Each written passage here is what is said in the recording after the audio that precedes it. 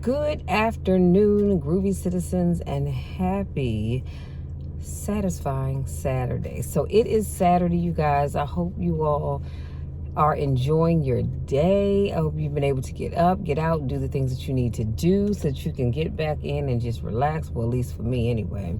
I have had a busy day, okay? So I got up this morning, went to my little part-time. Yes, I did. And then I went and got my nails done. Bam, because the wedding is Saturday. I told you guys that. So my dress is purple, and I didn't want a deep purple because it would just kind of blend in with the dress. So my nail tech, I love him so much. His name is Ryan. He picked out this purple, and the silver is my accent because my shoes are a beautiful silver. So I cannot wait to show you all a picture of those. And then after that, I'm at my sister's house, and we finished up some more of the last minute wedding stuff. And so we got a lot done. Now today is my dad's birthday, so I want to say happy birthday, Daddy. And he is 83 years old, 83 years young, okay? So we celebrated his birthday. So when I get finished with this video, I'm going in the house, and a sister's gonna get her one, maybe two, but just don't judge me because I don't judge you, but at least one cupcake, okay? And I'm going to enjoy that. Well, I'm gonna take them home because, you know, I want to eat them with some hot tea. My sister made an awesome lemon pound cake that was so good. So thank you so much, Trish, for that. And like I said, the team got together. We helped my sister out. We celebrated my dad's birthday. And so, yeah, we had lunch from Olive Garden. So today's just been a great day. And what else? But when I tell you that I am tired, I need y'all to believe me. This sister girl is tired. Now, you don't see the sunroof. Why? Because I am in Studio C. Studio B is right there. Studio A is at home in front of my house. And I think I told you all yesterday that I noticed that there was some condensation on the windows, but it was on the inside. And like right here, I saw some. Well, today it rained. Right now it is 64 degrees. It's a little breezy. Sun is still out. But I noticed that when I got in the car, water was dripping. You all can't see my hand, like where the rearview mirror is. This area right up here, like, you know, your inside light, and water was dripping. I was like, no, what is that? And I told y'all my baby's paid off. So whatever I have to do to keep it running, that's what I'm going to do. This one, Studio B right here, I'm working on getting that paid off in the next 2 years because I'm tired of car notes, okay? But I digress. And so I said, well, it can't be the sunroof.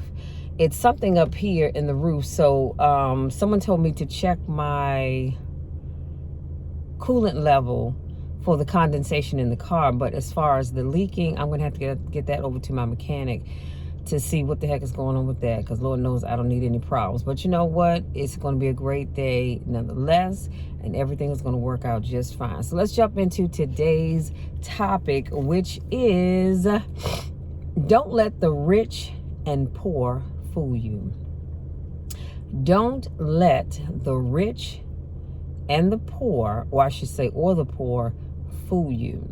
So I had to talk about this because Bishop T.D. Jakes broke this thing down. So let me tell you what he says. He says your ideals balanced against your realities, your strengths balanced against your weaknesses, your triumphs balanced against your tragedies. Everybody has them.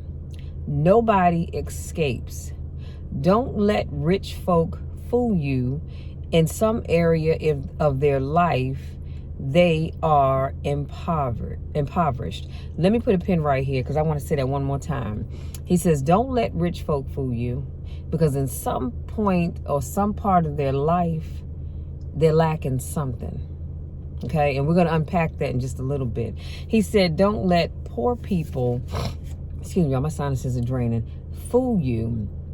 In the midst of all of their financial poverty, if you get close to them, you will find that the poorest among us have a rich that cannot be tabulated. Oh, that'll shout you. That's your shouting moment right there. In an account, life is fair. So if you have deep revelation, if you have supernatural knowledge, there's always going to be something to balance out. You're going to be wise over here, okay? Wise over here, and a fool over here. You're going to be victorious about this, and you're going to be victimized by this. So you're going to be victorious on this side, but you're going to be victimized over here. He says every victor is a victim in some area of their life, and every victim is a victor in some area of their life. They just may not tell you. So let me unpack that real quick, and I'm gonna let you be. I thought this was so important to talk about because, you know, oftentimes we see people and they have the latest Coach bag or MCM, if that's your thing, or Gucci bag, or maybe they're driving the latest BMW, the latest Mercedes, the latest Lexus, or they're living in this big beautiful smart house, or you know, they're walking around with a Rolex watch, or whatever it is that smell or spells or looks like success. You understand what I'm saying? And you look at that person and you think, wow, you know what, they have it going on. They have this good job. They have all this new stuff, this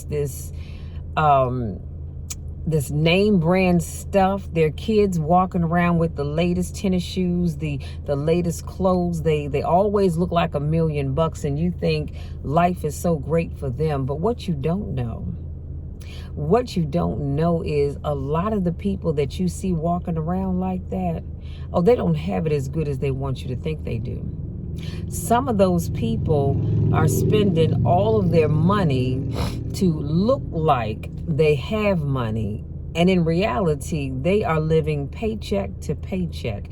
They are living on the edge of their seat, if you will. Why? Because they want to look like they have it going on. So let me tell you something. I love it when you have people that really have it going on, but they dress like the average everyday person. You know why? Because they don't feel the need to impress people. See, I don't feel the need to impress anybody. I wear what I like, whether you like it or not. I'm buying it because I like it. I don't have to have I remember, God rest her soul, my Nana, she used to always say, I would rather have a $5 purse and have $500 in my wallet than to carry a $500 purse and only have $5 in my wallet. And that just has stuck with me all my life, because I think it is just so important to really consider that when you want to walk around here looking like you have it all, and the reality is that you don't. The thing is that people don't know that you don't have it all, because you're painting a picture of something that you really aren't. Essentially is what I'm saying. And then as he talked about that person that walks around and they may not have a lot, and you know, they may wear average everyday clothing, and they may drive an average everyday vehicle, and you might think that they are poor in a sense that, now when I say poor, I'm talking about the average person, okay? I'm not talking about poor as in you just have nothing, but you might look at them and think, wow, you know, they're just average people. But don't let them fool you. Don't let them fool you, because a lot of those people that some of you all tend to look down your nose at. Y'all know what I'm talking about. You walk around looking down your nose at other folks. Honey, let me tell you something. They probably have more going on than you do. Well, some of them have more going on than you do in their bank accounts. You don't know it because you're judging them by what they drive, or where they live, or what they wear. And see, they don't feel the need to put all their money into things. They put it into investments and things like that. But as he said, a lot of times the people that don't have a lot, while you may not be able to tabulate in an account, as he says, i.e. going to their bank accounts or looking at this big, beautiful home that they may have. He says, they are rich in other ways. Like, I'm gonna tell you something. I've met some people that just barely make ends meet, but where they lack in financial, what's the word I'm looking for? Lack in their finances, they make up for in their rich personality. They have a big, beautiful heart. They may not have a lot, but they are always willing to help other people. Do you understand what I'm saying? So what I'm saying is you may look like you're poor, if you will, but you have a big, beautiful heart. And I'm going to tell you something. There's something very special about a person that doesn't have a lot, but they will bless somebody else anyhow. Because I've done it before where I've said to myself, you know what, Lord, I really don't have it to give. But this person, they're not asking for money from me, but they're asking just for a meal. And I've taken and purchased a meal for them, knowing that I didn't really have it to spend on them like that. But God always seems to bless me. But see, I didn't buy them that meal because I was looking for God to bless me. I bought them that meal because they were in need of food. And so I think to bring it all home, I just love the fact, like he says, don't let the rich and the poor fool you, because looks can be so deceiving. Again, looks can be deceiving. And just because a person dresses a certain way, they look a certain way, they live in a certain neighborhood, don't assume that they have a lot or they have it all, or that they have nothing based on that criteria. Because you would be surprised at who has and who only pretends to have.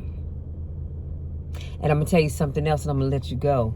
There are some people in this world who, they may not have a lot in terms of possessions, but they are rich in kindness.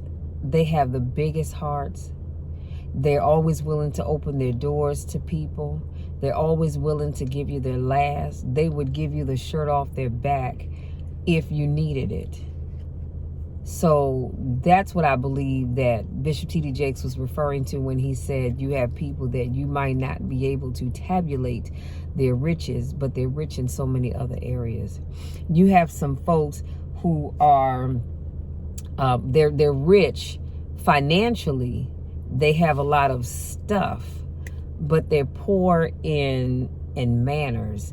They're poor in other areas of their life. Like they're the people that go home and they are disgruntled, they're angry, they're upset, they're mad, they're lonely. You know why? Because they have nobody to go home to. So yeah, you have all of this stuff, but you go home to yourself.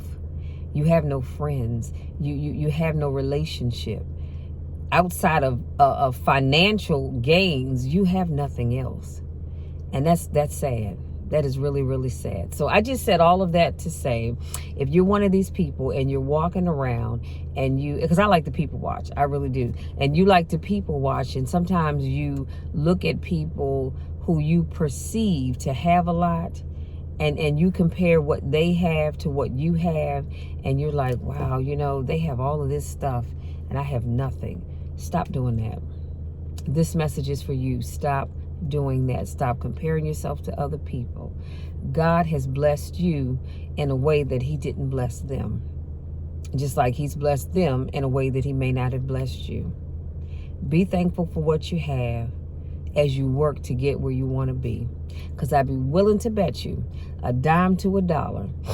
And I remember years ago, there was a lady that I worked with, and she was, at that time, I was new in the federal government. I think I was like a GS3 or something.